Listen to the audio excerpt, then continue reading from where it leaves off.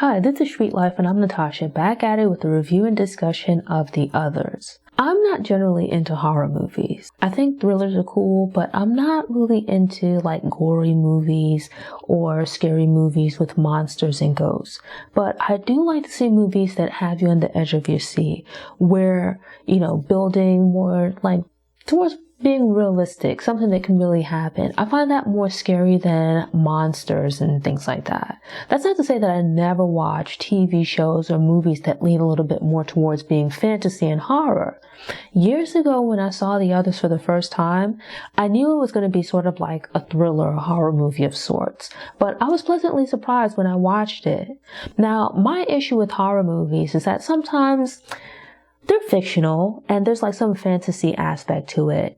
And when there's a monster, a ghost or something like that, a lot of times there's more reliance on the story being gory. If you think of slasher films where it's just a lot of blood, gore, violence and whatnot, quite often the story just isn't really that great. A lot of times, in addition to the story not being great, the acting isn't so good either. So you watch and it's sort of you find this with action movies sometimes as well, where there's just a lot of cheap explosions, things blowing up. There's a lot taking place on screen, but it's really just to make up for the fact that the story isn't that great and the acting isn't either. But every now and then there's a horror movie or a scary movie that hits on all cylinders, where it does keep you on the edge of your seat, but the story is great, the acting is great, and it just makes for an all-around great, enjoyable experience. And I think The Others is one of those films. Basically, what you have is a woman during World War II era who's living in a house with her two children. Her husband has gone off to war. There are people there to help manage the household, take care of the kids. Bearing in mind that this would be in the late 1930s, early 1940s, she's in this pretty big house by herself.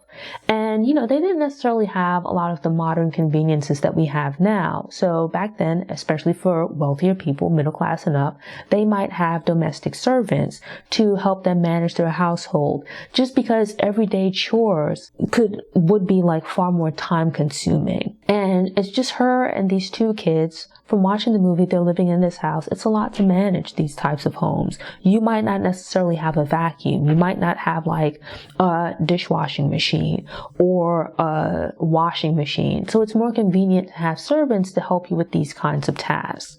And then part of it as well is, I think it was a status symbol at the time, where it's the wife isn't working or anything like that. She's a stay-at-home mom. And it's sort of a status symbol where her and the household being able to have servants speaks to her husband's ability to provide for the family. And at that time, a middle-class woman working wouldn't be exactly the norm. There might be some questions, or at least eyebrows raised. And so here we have this woman who's been left behind by her husband as he's gone off to war, and she's in this house with these two children. Up to this point, she's making do as best as she can, but then these three people appear on her doorstep, offer their services, and that in and of itself isn't much outside the norm. But what gives you pause as a member of the audience is that the two children have a condition where they can't be exposed to sunlight. It causes them great pain. It causes them various health complications.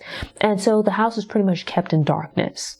Now, if you think about that, these old houses, if I'm not mistaken, I don't think the house had electricity, right? So in the past, houses before electricity, homes would mostly be lit by natural light. So sunlight coming in through the windows and also candles.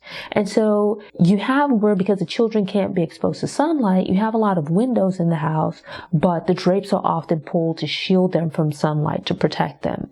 So what that does is that you have this really big house where it's a relatively small family in comparison. So you have a lot of rooms that aren't really being used frequently.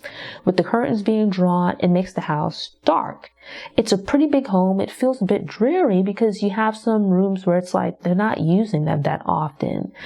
Things are being stored in them. So the house itself feels a bit ominous. It gives you a certain kind of mood, because even during the day, I think for some people you might have drapes and curtains, and they're typically open during the day. In the evening, you might draw them.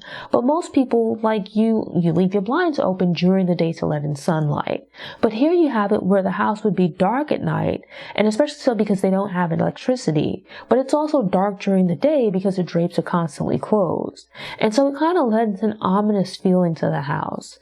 Now, the two kids, they're like normal kids. They pretty much stay in the house, and I guess as a means of protecting them, the mom locks them into rooms. So it's like they're able to move about the house, but the mom keeps a really, really close eye on them. And generally, when they go into a room, she locks them into the room. Not necessarily out of any malice or anything like that, as like a form of neglect or abuse, but rather from her perspective, it's a way of keeping an eye on them, in part because of this medical condition that they have. And with these three people appearing at the house, with the three would-be servants appearing at the house, they actually develop a pretty good relationship with the kids. As up to this point, the kids they don't seem as though they've really been leaving the house. But with them at home, it wouldn't necessarily be outside of the norm for kids at that point in the time, right? Like, as in the past, some kids would go to school, but then in other households, they might have like a governess or a tutor or someone along those lines who would come to the house to teach the children within the home. So them not leaving the house to go to school isn't so much outside the norm. Granted, some of this can also be due to the war that's going on, but the kids pretty much spend all of their time in the house. It's a little bit unclear what their lifestyle might have been like prior to the war, but at least for the time being, their mom keeps them very close. So they don't really leave the house, like not even at night when the sun would be down, and they should then be at less risk for exposure to the sun.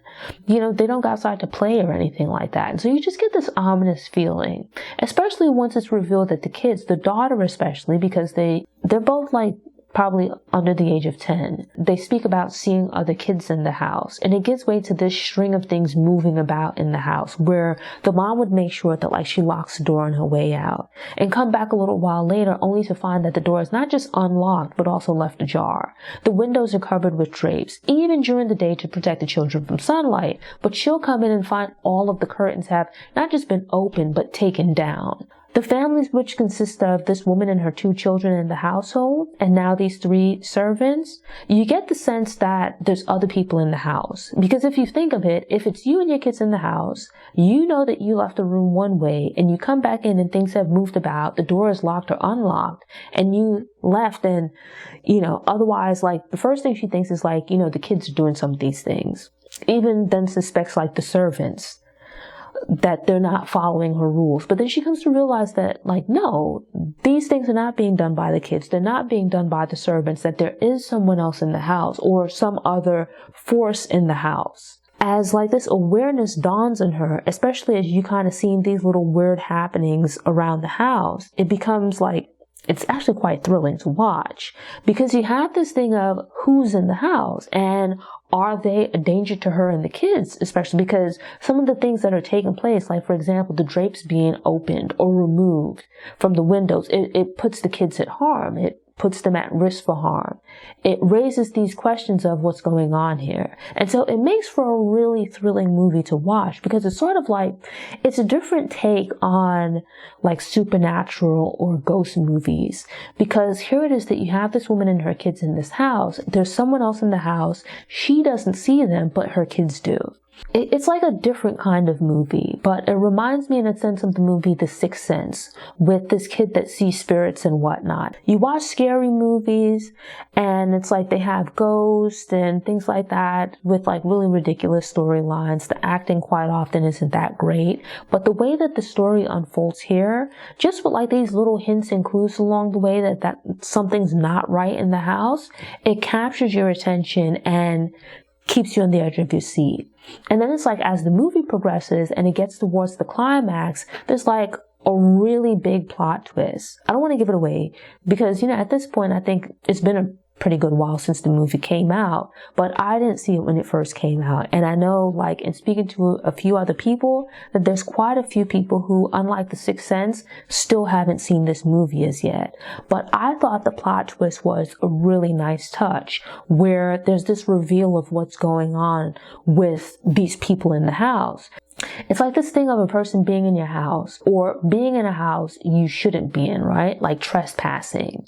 And as the movie progresses and it gets into the later stages, things kind of shift into focus and there's a change in perspective where if you look back over the rest of the movie, it changes your perspective on a lot of events that take place earlier in the film. And so it just makes for a really interesting story. I love movies like this that, obviously like this could be a true story. I don't believe in ghosts and spirits and things like that, but the plot twist and the way that the story plays out, the acting and all of that, where certainly it's fictional, but it makes for a really enjoyable story, right? Like it's a good way to spend a few hours. And I think it's like a great movie to watch around Halloween, like a late night, you bundle up with your blanket, some popcorn and watch this on the couch. And it's an enjoyable experience. I think like the first time through, it's especially enjoyable because you're not aware of the plot twist, but it's a good movie that you can watch a second and a third time because it's like even with knowing the plot twist, you can still enjoy it. And so with that, I highly recommend The Others. It's an incredible movie, really great story. I love the plot twist, love the acting. There's a lot to enjoy here. I think it stands out as, I wouldn't even really call it a horror movie. Sure, there's like this thing of ghosts and spirits, but it kind of doesn't fit into the mold of most other horror movies. I think it's more accurately described as a thriller. And with that, I highly recommend this movie. It's very enjoyable and perfect for the Halloween season. Thanks for tuning in. To ensure you don't miss any episodes, subscribe to the channel, click the notification bell, and check out my movie review playlist. Go ahead and click the thumbs up button if you like what you saw, and go ahead and share it on social media.